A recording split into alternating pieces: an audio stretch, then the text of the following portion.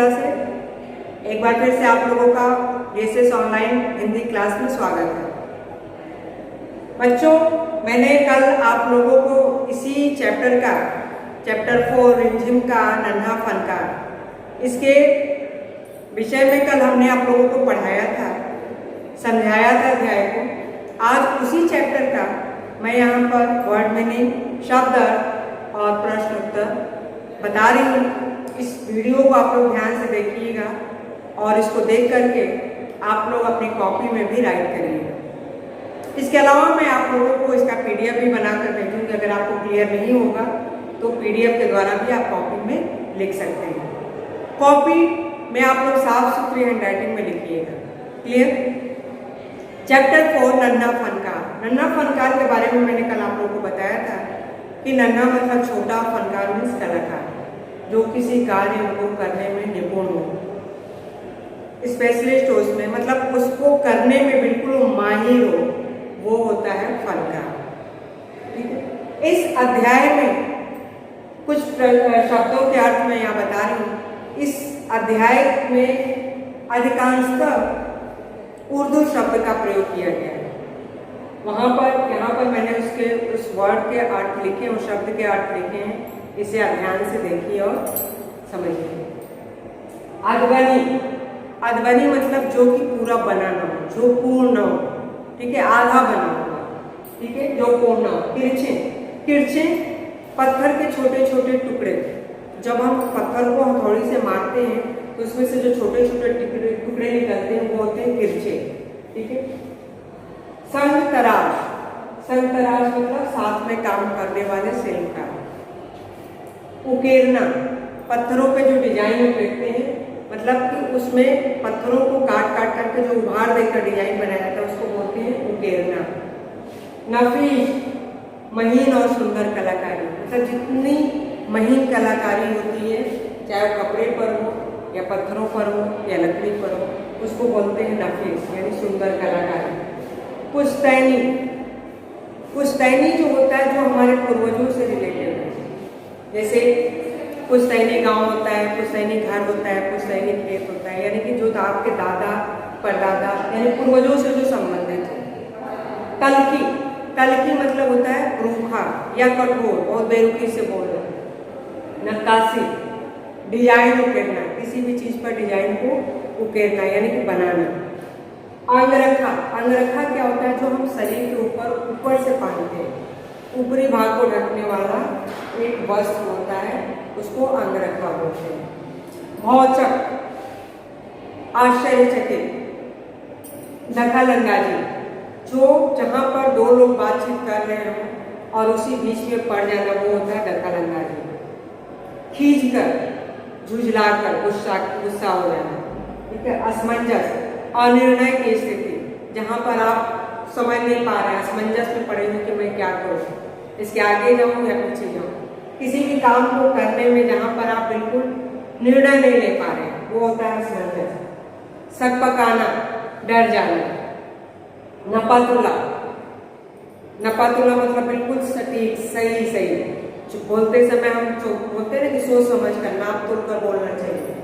आहिस्ता, धीरे। इत्मीनान, निश्चिंत। कौतूहल मतलब जानने की जिज्ञासा, किसी भी चीज को जानने की जो जिज्ञासा होती है वो कौतूहल कहलाता है। गलीचा, जो कालीन होता है जो बिछाया जाता है, नीचे बिछाया जाता है, उसको गलीचा बोलते हैं। ऊनींद मतलब नींद से आंखें जो बोझिल हो जाती हैं तो उसको ऊनींद बोलते हैं। जब बहुत अधिक नींद आती है और आप आधे नींद हो तो उसको नींद से भरा हुआ बोलते हैं, ऊनींद। चूक, भूल। खलल में होता है बाधा। तो ये सारे शब्द जो है, इसमें अधिकांशतः शब्द जो है आपके उर्दू के शब्द हैं। इस वर्ड मीनिंग को, इस शब्द अर्थ को आप ध्यान से देखिए और इसको कॉपी में राइट करिए। अभी मैं इसके आगे आपको प्रश्न उत्तर बता रही हूँ। तो अब शब्द अर्थ के बाद अब हम लोग क्या पढ़ेंगे? निम्नलिखित प्रश्नों के उत्तर दीजिए, यानी कि प्रश्न उत्तर। ठीक है? अब मैं यहाँ पर कुछ प्रश्नों के उत्तर आपको बता रही हूँ, इसे भी आप लोग ध्यान से देखेंगे और अपनी कॉपी में राइट करेंगे। सबसे पहले जो शब्दार्थ हमने लिखवाए हैं, मैं जो आपको पीडीएफ भेजती हूँ बच्चों, मैं ये आपको बता दूँ कि जो मैं पीडीएफ पीडीएफ भेजती हूँ तो पीडीएफ जब मैं टाइप करती हूँ तो उसमें लाइन नहीं ड्रा होता है, तो मैं डैश लगाती हूँ। तो आप लोग भी मैंने देखा है कि आप लोग अपनी कॉपी में वैसे ही डैश लगाते हैं, बिल्कुल नहीं। शब्द अर्थ के बीच में लाइन खींचना चाहिए, जो कि मैंने अभी आपको ब्लैक बोर्ड पे खींच कर दिखाया था। मैं कभी भी अगर पीडीएफ टाइप करके भेजती हूँ तो आप लोग शब्द अर्थ के बीच में स्केल से लाइन खींचेंगे, क्लियर, डैश नहीं लगाएंगे, ये आप लोग ध्यान दीजिएगा। ओके, तो अब मैं आपको बता रही हूँ कि यहाँ प्रश्नों के उत्तर, शब्द अर्थ के बाद आप नेक्स्ट पेज से प्रश्न उत्तर लिखिएगा। यह कहानी किसको संबोधित करके लिखी गई है? यह कहानी इस चैप्टर में किसके बारे में बताया गया है? छोटे से बच्चे के बारे में। तो यह कहानी किसको संबोधित करके लिखी गई है? यह कहानी एक 10 साल के छोटे बच्चे को संबोधित करके लिखी गई है। केशव कहाँ का रहने वाला था? केशव, मैंने आपको चैप्टर में बताया था, एक्सप्लेन किया था कि केशव का पुश्तैनी गांव कहाँ था?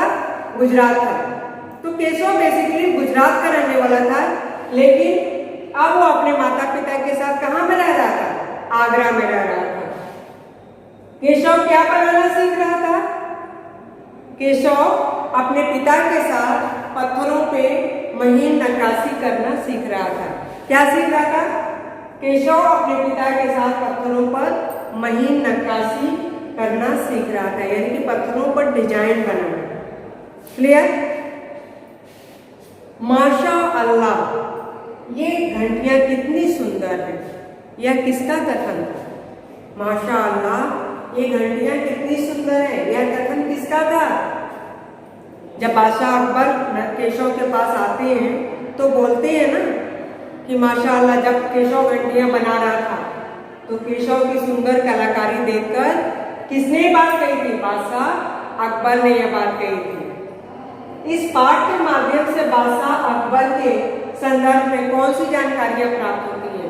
इस चैप्टर को मैंने आप लोगों को पढ़ाया था तो बताया था ना कि इस पाठ के माध्यम से बादशाह अकबर के बारे में निम्नलिखित जानकारियां प्राप्त होती हैं।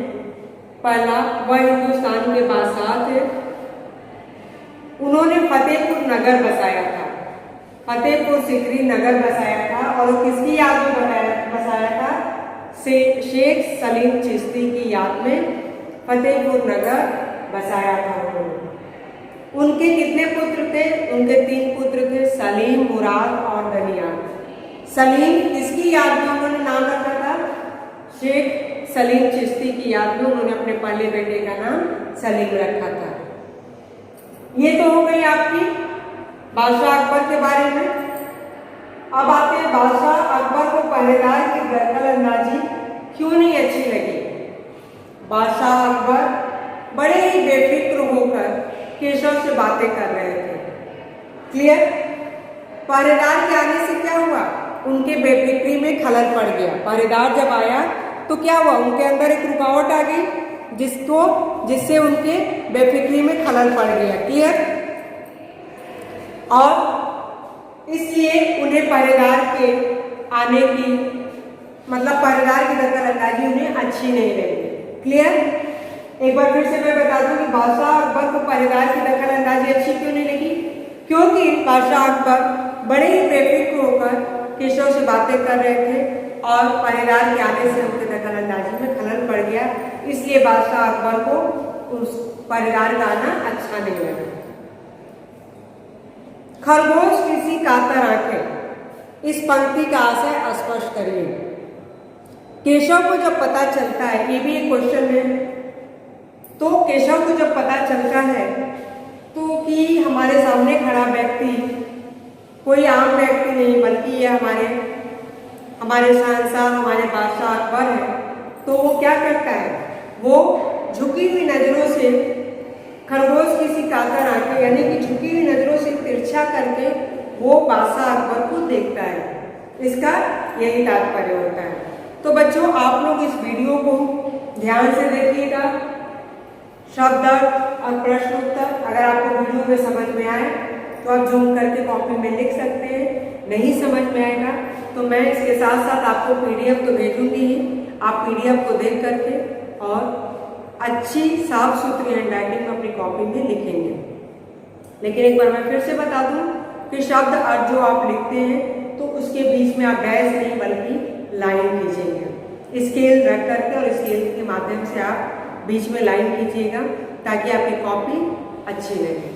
ठीक है, नेक्स्ट वीडियो में हम लोग फिर मिलते हैं, तब तक के लिए धन्यवाद।